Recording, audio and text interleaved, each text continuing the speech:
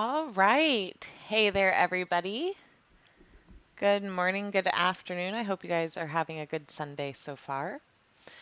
Let's go ahead and talk about SPX, what happened this past week in the markets, and then we will certainly look to move on from there. But starting with SPX, we had quite a bit of volatility this last week. We went back up to test the 100-period simple, right? Mindful of that 4,500 as a psychological level, as well as the 100-period simple moving average. We ended up failing that range, and then we dropped back down into 4,400, which throughout the Easter week had been attempting to hold as a support level. Completely gave it up on Friday and went down and actually broke the 4,300 level into the close. So that doesn't look too good. I mentioned that if we really started to break back to the downside on this, the big level that we'd go and test is 4,200, and we're well on our way there. A few things to note about this from a bigger picture point of view. We basically went up, tried again, overall to break 4,600. I'd say there's a little bit more strength this time when we attempted it, but it certainly was not the big strength that we were looking for to get up to 4,800. And so because we failed this range, we basically in turn failed the 100-period simple. And for those of you who have been trading with me for a while or have been following my analysis, or maybe it's something that you've just noticed yourself, right? When the price trades below and then trends, not just trades, but also trends below the 100-period simple, it becomes very hard from a daily perspective, typically, or higher, to get back above the 100, right? It ends up acting as this kind of huge ceiling for the price, and it's very hard to break that level and then continue higher. You usually have to build up quite a bit of momentum and strength. And so certainly from back here earlier this year in late January, early February, when we failed that time, the trend started to turn bearish on a daily chart. So not only did we dip below the 100, but we now are officially trending below the 100. We tried again to break that level. We certainly went up and tested, psychological levels. We basically had a nice retracement. We'll see this on the weekly chart in a second. But overall, the middle point of this very wide choppy range that we're in currently failed. And so what does that mean? That we were likely to go down towards 4,200 again, especially when we started to break our technical levels. Whenever you go up and test the 100 like this after you've been trending below it and you fail it, the proof of strength, right? The proof that you'll get the immediate retest of the 100-period simple is whether or not it can maintain the simple moving averages and any other support level that it has. Otherwise, if it fails those, it's likely to go back down and test the lows that it created in this overall downturn that it's in. And if it breaks the low, then we're definitely going into a bearish trend and we should anticipate a stronger pullback. Maybe it will go down to 4,100. We did have that one day back here in February where it blipped down to that level earlier in the morning, and then a Fed came out, said some noise, right? And it ended up bringing the price back up ultimately.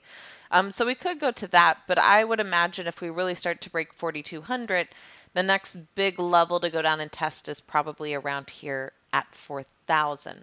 That's going to be, a pretty strong psychological level to go test. We have some longer term weekly and monthly supports that we'll talk about here. But ultimately, we can see here that the 100-period simple isn't doing a good job of trying to hold up. We have Bollinger Bands flaring back open. The momentum's technically crossed below the zero line. So, beautiful reset. We started to go bullish on momentum. We reached exhaustion from a bullish standpoint when it went to the top of the axis, and now we retraced back down. And when it crosses below the zero line like this, especially if it starts to pick up like it did back here, that's going to be a bearish trend sentiment to where we need to look to continue to play this lower. Hey K6, great to see you. Hope you're having a good morning in here. So that's what we could be looking at there. Certainly this is still more chop overall. When we go to the weekly time frame, so here, right, overall this still looked pretty much like consolidation. I would argue until Friday, because up until Friday the Bollinger Bands were actually maintaining themselves to be relatively flat, which was still more in line with consolidation, and that if we did pull back, then 4,200 would be likely to hold just like it did back here on these weekly bars. And still ultimately it can. But what were, once again, a few signs that this would turn down? Well, we weren't able to trade and hold above the 30. We started to break below the 10-period simple. And from this pullback, right, this is basically probably close to a 50% retracement of it. And so now we're going back down again to either test these lows. And if we break them, which is what the Bollinger Bands are anticipating right now, notice how because of Friday's push, they're already starting to open to the downside. That usually means that it's anticipating that move lower and it is trying to make room for it.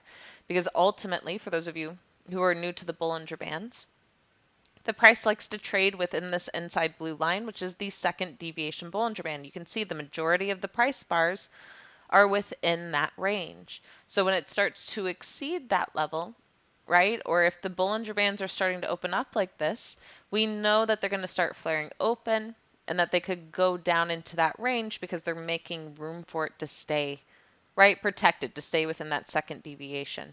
So if they're already anticipating that move lower, that means the price is likely going to move lower.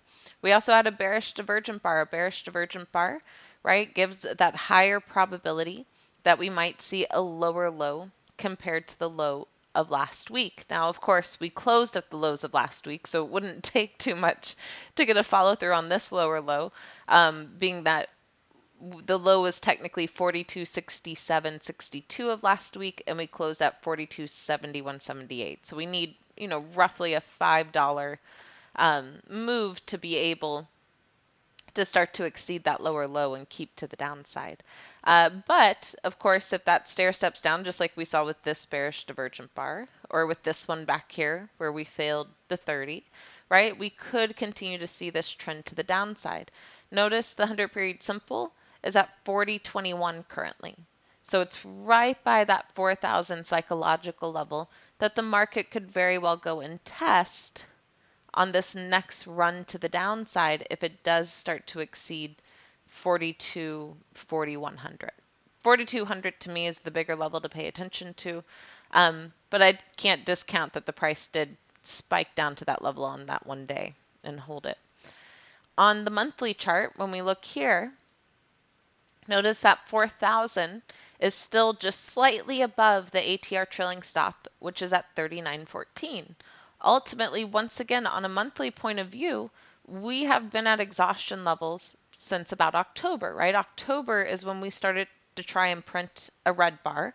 And we finally actually got the red bar to print back here in January, but it was flipping on and off since October. And so that was already giving us our first clue of potential exhaustion.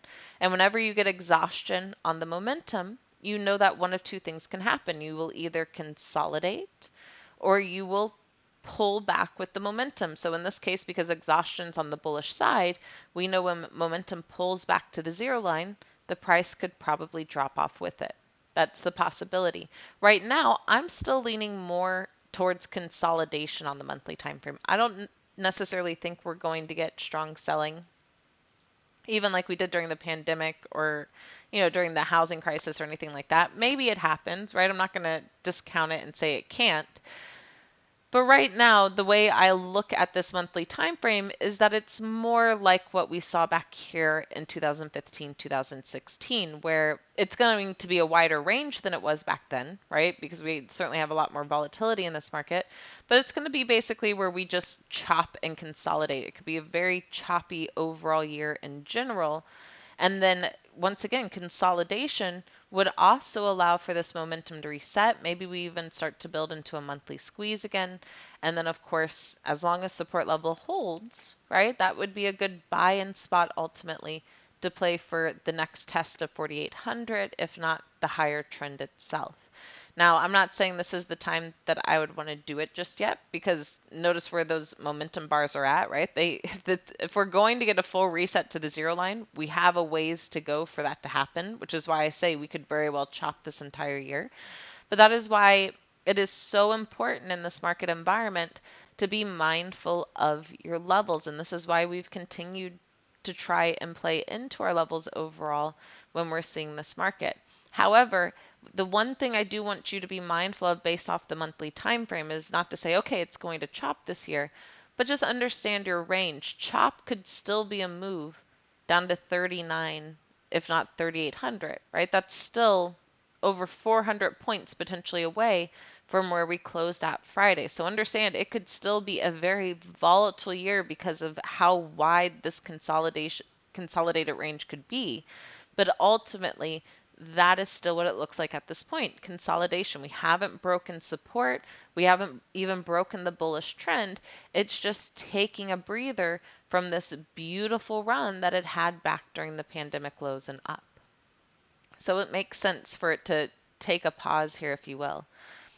Back to the daily chart now, right? This is why I say be mindful of levels. So in the Profit Recycling Mastery, for those of you who are in it, we actually did last week 2 butterflies, one on the call side at 4,500 and one on the put side at 4,300. This way, right? The idea last week from the Easter week into this week was we would probably see the volume pick up, right? Because the hedge funds, the big boys, are coming back into the market to trade it. So we'd probably see it pick back up. But ultimately, in the volatility, right? But ultimately, we weren't sure which way that was going to be. Is it going to be a bounce back up to retest? Would we immediately sell off?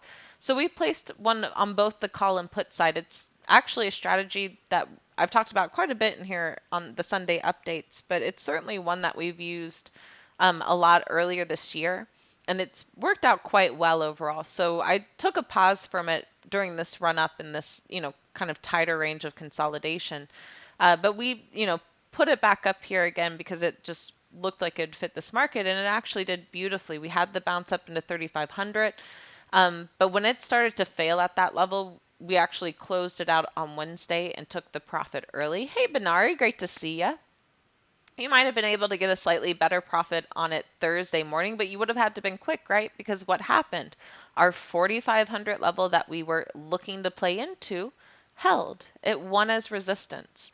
So that level held. You played it back down to 4,400. We actually had another butterfly there shorter term where we took the quick profit.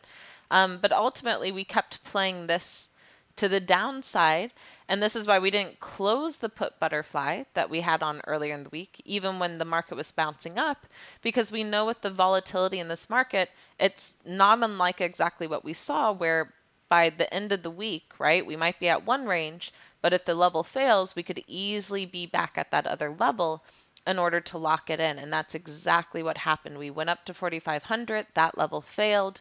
We went down to 4,400, that level failed, and we were right back down to 4,300 for that very nice profit into the end of the week. And so once again, it's just about playing into the levels right now. Like I said, this looks pretty weak. So if we open, even if we get a little bit of a bounce at the open, which I wouldn't be too surprised if we did, just because Thursday and Friday were some pretty strong selling days. So it wouldn't be too out of the question even to go up to 4,400 again to test that. But ultimately, right, if 4,400 or 4,300 fail again as resistance, right, meaning we can't break that resistance level and turn it into support, we fail there, then it's very likely that we'll go down into the 4,200 range. And certainly if we close that, I would say the next mini target is around 4,170-ish. That's kind of where these prices stalled out at last time. But bigger level obviously would be 4,100 to test the lows that we made here. 4,120, I think it was right around where that was. 4,114 actually was the low of that day. So that would be the next 2 targets to the downside if we end up breaking 4,200. If we can bounce and hold 4,300, then obviously 4,400 is going to be a very big level because it's held both as support and resistance this entire year for the price. So that's, one to be mindful of. It's also going to be right around where the 10 period simple's at, because notice what happened here. We went into consolidation with the moving averages. We failed the 100. And now notice the trend is starting to try and turn bearish again. Thanks for the cheer, Benari. I appreciate that. So because we're starting to turn bearish again, that's likely to go back down into that range, if not the trend itself. And of course, if we break those levels, the big level I'd be targeting, just like I was back here until this range started to hold, I said ultimately if this kept giving it up, 4,000 is going to be the big target to the downside, and that's still in play for this current move if it keeps moving lower overall. So be mindful of how this opens. Watch to see how certainly the moving averages hold. If they continue to hold resistance, then you know to keep prepping this probably for the move lower ultimately. So that's what I'd be watching for there. I actually tried to enter a couple of challenge trades this week, and I could not get the fill on them, which was a little frustrating. Now in one of the trades, we ended up taking them in the mastery because it was within my risk tolerance in that account versus the challenge. Let me see if I can't find the canceled orders really quick. I should be able to in trade history. So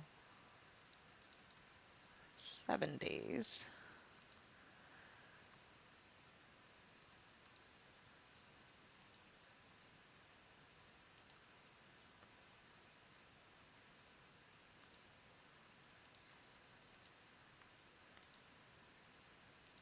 I thought there was a way I could look, even if they didn't fill at the orders I was trying to fill. But I cannot.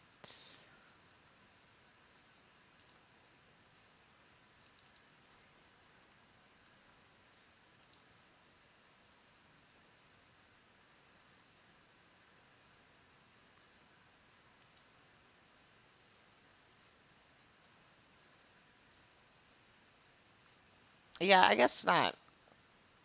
I'm sorry, guys. It looks like it's only showing the filled ones. But basically, I can go over the trades because I remember what they were. The first trade I was actually looking at was for the Amazon sell-off trade. That's what I did. I looked at the time period, and I went back for the past week from. Oh no, I'm sorry. That was a week off. Let me try again. Okay, there we go. Yes, thank you. Thank you, NC. Appreciate that. So here were the trades that I tried to jump into, and they just started to run away on me for price, unfortunately. The first one was this Amazon trade. I was looking to play this from Thursday into Friday. So we've done this so much in this account, actually, right? That's where this chunk of profit comes from this year. It's been a really good strategy this year overall. For those of you who are new to this session or new watching this video and don't know, Amazon typically sells off on Fridays, right? For whatever reason, it has a good probability of potentially to see some sort of low compared to Thursday's close, right? Closing pricing. Usually Thursday's low, but definitely the closing price, right? We see some sort of drop below it, and we see some sort of selling that occurs. Sometimes it's minimal, so you do need to be mindful of that and watch throughout the week, because if it's been a really heavy selling week, then it might not sell off on Friday, obviously. But the majority of the time, for the big hedge funds, for whatever reason, right, they play those weekly expirations, and so they take their profits on Friday, which is why in part usually it drops off for whatever reason. So that's what I tried to do here. I was looking to do the 2915, 2900, 2890 broken wing butterfly. I tried to jump in for $1.30 because we've lost on 2 of our lotto trades earlier this month on SPX. I'm really trying to be mindful of the remaining capital that we have on what we put it into. And on both of these trade ideas, I should have just worked the order because the trades worked out beautifully. But you always have to be mindful of your risk and ask yourself, are you okay with this capital risk? And for the challenge account, I wasn't okay with it in this one. So it just means I'm going to have to look again next week, for some new trade ideas. But we did do this in the main mastery account. Let me pull that up there. I think I filled at like $1.45 in that account. $1.48. So I put it in at $1.50. Here's the mastery account. So that is where I did get filled. Same setup you can see. And this one I closed out early because we were trading. I liked the trade setup, right? But we closed on Thursday at 29.65. And so we were still over 65 points away from 2,900. I didn't know if we would get that much selling to happen, right? It certainly looked bearish because just like SPX, Amazon basically came up, tried to hold above the 100, wasn't able to do so. It started to fail, especially on the retest here earlier in the week. The trend is rolling over, attempting to turn bearish now. Bollinger Bands are opening to the downside, and you already started to have that happen back here. So that was a good sign that we would get the follow through with the selling on Friday. So we did, right? It popped up a little bit. You might have actually been able, I know somebody in the mastery got into this on Friday and paid a cheaper price. And that sometimes happens, right? I enter the trade on a Thursday because I don't want the risk of day trading, especially in the challenge account. I don't want to take the day trade. But if you are able to day trade, if you have an account over 25,000, or maybe you just feel like using one of your 3 day trades if you're trading in a smaller account, sometimes you can jump in on Friday morning and get in at a cheaper price compared to what I paid on a Thursday and still take the trade idea to play it for the sell-off overall. That sometimes happens, and that's what happened this Friday, right? We opened in that same range. We bounced up, but we failed 3,000, and then we gave it up going into the close. Like I said, it went beautifully right towards our strikes. We actually closed at 28.87. And like I said, I had this good till cancel out there earlier. You can see I filled at 11:08 a.m., so I filled pretty early in the day. But I was happy with the $2 profit, right? It was over 100% return on the risk. I was happy to take the quick win, especially if instead it bounced up into the close. So, you never know what's going to happen. But in this case, if you held it longer, you definitely were able to get out for a bigger overall profit. So ideally, we'll try and look for that trade setup again this Thursday, and hopefully the capital cost won't be too much to where it makes sense for the risk and we can still lock in a nice profit based off that trade idea if we get it. The only thing that we do want to be mindful of with Amazon is it does have earnings on the 28th. When is the 28th actually? Is that Wednesday? Thursday. And is it Thursday after market? Oh, so we might not be able to do it this Thursday. Earnings can completely change a trade, right? If Amazon earnings knocks it out of the park, it's not going to get selling, right? It's not going to sell off on Friday. So we might have to skip it this week because of earnings. Or maybe we'll look at a lotto trade to put around earnings if the cost is right. So, but Amazon, it worked out, overall, it wasn't a bad spot to look at it. So, and then here's the second trade I tried to work, and this one just started to strongly move away with me on the price. I should have just put it in immediately at the $1.20, but the mark at the time started off around $1, and I was like, that's a good risk. I like that risk. And then I really tried to work this order. You can see here I kept canceling it and re-putting it back in like within seconds, minutes of itself. And the price just really started to take off on SPX to the downside. But this was for Friday's expiration. So I unfortunately wasn't even able to get into this in my mastery account. So I really missed out on this one. But it basically, right, we bounced up. We started to fail here. I had another trade I was like keeping an eye on, unfortunately. So that's part of the reason why I got slightly distracted. But we started to fail here overall at resistance levels, right? And that for the whole day for SPX, we have not broken on the 10-minute chart above the ATR trailing stop. For the majority of the day, actually, we held from Thursday into Friday the 10 period simple as resistance. It made for a great place to take intraday entries to short this market to the downside. And then we started to bounce up a little bit. So I was watching this because I did have, like I mentioned, that 4,300 pin butterfly on. So that's what I was watching into the close that day. I wanted to make sure that I still took a profit on it. And then we held resistance here. We started to give it up. And when we started to give it up like this, I was like, oh, it looks like we're going to break 4,300. The Bollinger Bands are starting to open up. We're basically going into a bearish divergent bar on the hourly chart. All of this looks like we are going to close at or near the lows of the day. And at the time, the lows were 42.80. So I originally started to look at the 42.85, 42.75, 42.70 broken wing butterfly, but that one was already too expensive. So I told and I do all this live in the mastery. So the mastery actually hears me do this in real time as the ticks are moving and I'm like talking through things. So it's recorded out there. But I was like, okay, it's, that's starting to be too expensive. Let's look at one strike set lower. I don't want to really go lower than that though, because 4280s are the low today. And it looks like, right, with how this has been trading all day, that it is going to be one of those days where it closes at or creates new lows and close at those lows, right? It's either going to close at the current low or it's going to make new lows to the downside. And because the lows were 32.80, that means if I have my long strike there, ideally, right, it can close at or slightly in the money so that I could still take a profit. At the same time, though, you don't want to overpay for this trade because you can still end up losing. Let's say it only closed at 42.79 and 50 cents and I paid $1.50 for the trade. Well, because I'm only 50 cents in the money, I still end up losing $1, right? So I still want it to be very mindful of the capital risk going into this. And like I said, it really started to just take off without us, unfortunately. I should have just made the order a little bit higher.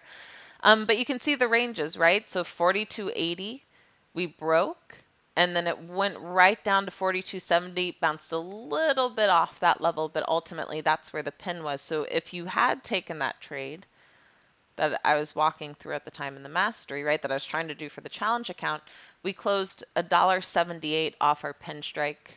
Obviously, I should have just paid the extra 30 cents or whatever to get into this quickly because it would have cash settled at around, $8.22 for a very nice profit. Certainly would have made up for the butterflies earlier this month, and we would be net ahead for the month overall. So I had a couple of SPX butterflies like that this week where I tried to get into them and I just wasn't getting the fills, for the price range that I was looking for. But it's all about playing those levels. And as you can see, the levels would have made for the trade beautifully, both from the intraday perspective, or if you had followed along with the analysis from the daily chart perspective, right, then you knew 4,500 and then down here to 4,300 were levels to be mindful of, and 4,400 obviously. And so you could have played, trades accordingly on that. So hopefully, right, I won't have the fill issue like I did this past week, and we can actually get filled on some of these trades and put them out there for the challenge again. That's the hope. And of course, and the other thing was on this butterfly is I don't want to jump into anything too late in the market day and then nobody else can follow along. So that was kind of also the issue I was running into SPX on Friday, but the ideas themselves worked out beautifully. So we'll take a look again this week. I'll, obviously be doing some scans to see if there's anything I like individually, like with Amazon, like we did last week from Thursday into Friday. Otherwise, I'm still going to be looking for those SPX pins. And for those of you who don't know, SPX has now added Tuesday expirations to the option chain. So this Tuesday, I probably won't do this for the challenge because they're very new, obviously, so I kind of want to see how they end up trading. But Tuesday's expirations, as you can see here, at April 26th, have been added to the option chain. You can also see here, it's kind of decent open interest on the put side. There's almost none on the call side. There's a lot of open interest down there. But ultimately, right, it's not like it is for even Wednesdays or Fridays expirations where you have that open interest on both sides. You have certainly bigger chunks out there. So I want to be mindful of it, but it does give us another day out of the week to do some SPX pin trade ideas, which I am very excited about. And then Benari, yeah, let's take a look at GILD really quick and I'll round out the session with that. Yeah, it'll be interesting to see how Amazon, if it can turn around or not. Because obviously inflation's an issue, but then there's still the other side of things where if people aren't wanting to go out and do COVID, they still might be shopping online, right? So it'll be very curious to see how their earnings reports go.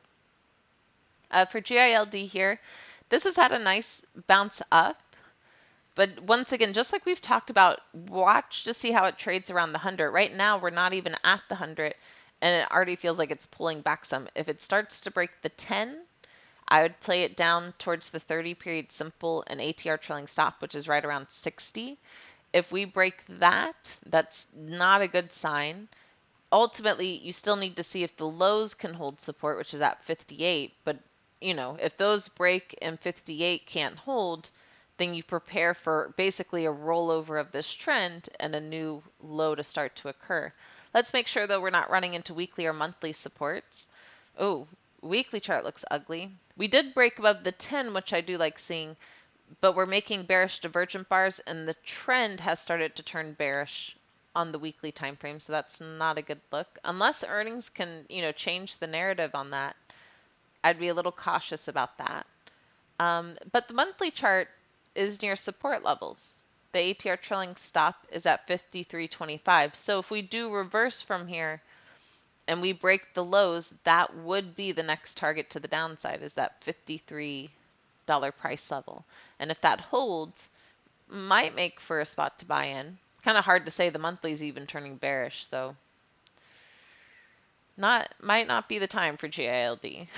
All right, if you have shares, you might consider covered calls. If you're looking to hold this like as a long-term portfolio trade, then covered calls can be your best friend when things are, turning bearish, because it's a great way to still make an income while you're waiting for the shares to pick back up to the other side. But that's kind of my time today, guys. So I hope, that gives you some ideas on how to play the market this next week. Definitely anticipate the chop overall. Earnings could help the market, right? If Amazon, is Google this upcoming week too? We have some of the bigger names coming up for sure. Yeah, Google's this week too. So if we can see some of the big names really turn it around on their earnings, maybe it's a possibility. But I say maybe with that caution, because like we saw with Google last time, beautiful bounce up. You had the stock split news, great earnings, but it still completely gave it up in this market. So even if we bounce up, be very cautious of resistance levels, be mindful of your ranges, and if we stall there, it might be the time to short it back to the other side again. Otherwise, I still think there could be a run into the actual stock split itself, which is why I'm very curious to see how these earnings go, because maybe these earnings can be the catalyst for the move. I say that with just caution, though, and for myself, I'm personally not even going to do anything until after the announcement, because I just don't have any certainty around it. And it's because this market overall just looks so weak, right? So just be cautious of everything overall. Be mindful of your ranges, guys. And we'll see if earnings, right, of the big players can help bring this market back up again towards, that 45, 4,600, or if they're actually the catalyst for the market to go down to 4,400 ultimately and test that. But have a good one, guys. May the trade be with you, my fellow Jedis, and I look forward to talking to y'all next time. Bye.